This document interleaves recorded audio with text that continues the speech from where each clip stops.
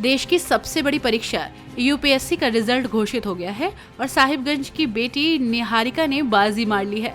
Result घोषित होने के बाद साहिबगंज पहुंचने पर निहारिका का भव्य स्वागत ढोल नगाड़ों के साथ हुआ। उनके घर में खुशियां ही खुशियां रहीं। मोहल्ले समाज के सभी लोग बधाई देने और साहिबगंज की बेटी की एक झलक पाने के लिए उनके घर पहुंचे, जहां निहारिका और उनकी माता पिता ने पत्रकारों से भी बात की। निहारिका शुरू से ही पढ़ाई में मेधावी रही और एक साधारण परिवार में उनका जन्म हुआ।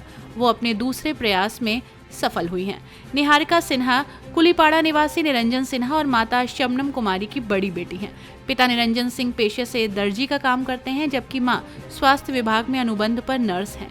इस सफलता का श्रेय निहारिका अपने माता पिता के साथ साथ अपने गुरुजनों को भी देती हैं और स्पेशल थैंक्स अपने बेस्ट फ्रेंड ऋतु महावर को देती हैं, जिन्होंने उनका पूरा साथ दिया। ऋतु और निहारिका 2006 से ही दोस्त हैं, जब वो क्लास 7 में पढ़ती थी। निहारिका ने 2018 में सेंट जेवियर स्कूल साहिबगंज से 10वीं पास की।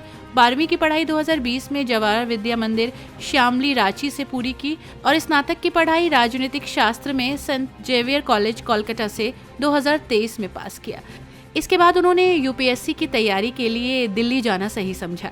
2024 में पहला प्रयास जिसमें मेंस नहीं हुआ और 2025 का दूसरा प्रयास जिसमें उन्होंने 365 रैंक हासिल की और अपने माता पिता के सपनों को उड़ान दी।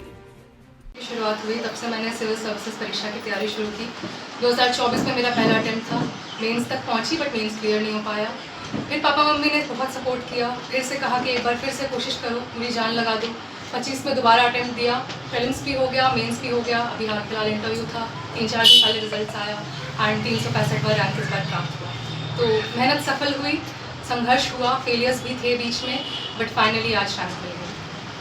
मैं नाम लेने जाऊंगी तो बहुत समय लग जाएगा, लेकिन स्कूल से लेकर के KG1 या सेंट जेवियर्स से लेकर के मेरी JVM Shamli, saint Xavier's college Kolkata, सारे टीचर्स, सारे प्रोफेसर का हमेशा सपोर्ट रहा है।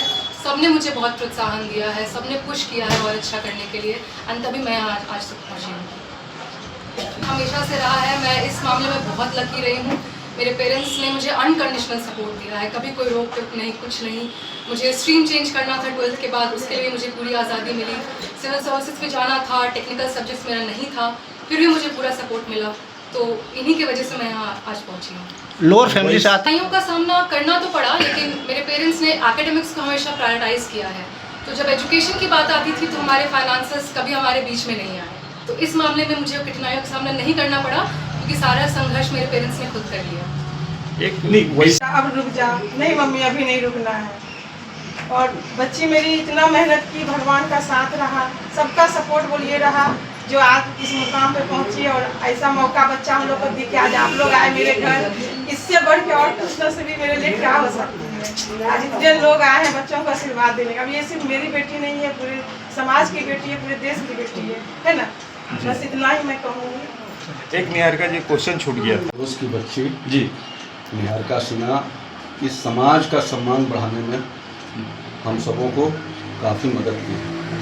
हमारा समाज काफ़ी पिछड़ा समाज है और बहुत दिनों से संघर्ष करते आया है, और इस समाज में इतनी बड़ी उपलब्धि हम सब कभी सपना में भी नहीं सोचे थे। इसलिए हम काफ़ी तहे दिल से हम अपनी बच्ची को धन्यवाद देना चाहते हैं और इनके माता पिता को काफ़ी धन्यवाद देना चाहते हैं।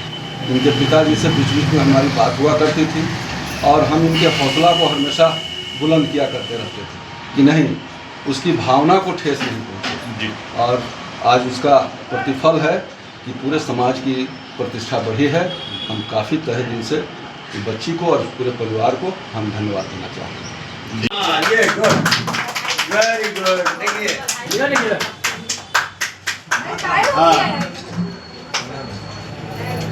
अच्छा, ये बहुत गौरवान्वित महसूस करते हैं और यही इसका ड्रीम था और हम उसको पूरा करने के पीछे जो भी रिक्वायरमेंट है वो करते चले गए। कभी भी इसको डिप्रेशन में नहीं डाला या कभी भी इसको ये नहीं कहा गया कि आप धैर्य मत खोना। और इसका मम्मी का एक पुराना डायलॉग है, धैर्य मत खोना, और हम भी उसी को रिपीट करते थे। नतीजा आज आपके सामने है। आप अपने जैसे मैंने पहले भी कहा है और आज भी कहूँगा कि सिंपल लिविंग हाई थिंकिंग ही मेरा मोटो है। और खान पान में या रहन सहन में थोड़ी बहुत कॉम्प्रोमाइज़ कर भी लें, लेकिन एजुकेशन 100% बच्चों को देना है। नतीजा आपके सामने है, क्योंकि एजुकेशन अगर आपके पास है तो आप फिर किसी चीज़ से भी लड़ सकते हैं, और अगर वो हथियार नहीं है, बहुत ज़्यादा लग्जरियस लाइफ है, तो फिर तो दिक्कत है, फिर आप वो गोल नहीं अचीव कर पाओगे जो आप सपना देखे। चलिए, बहुत धन्यवाद।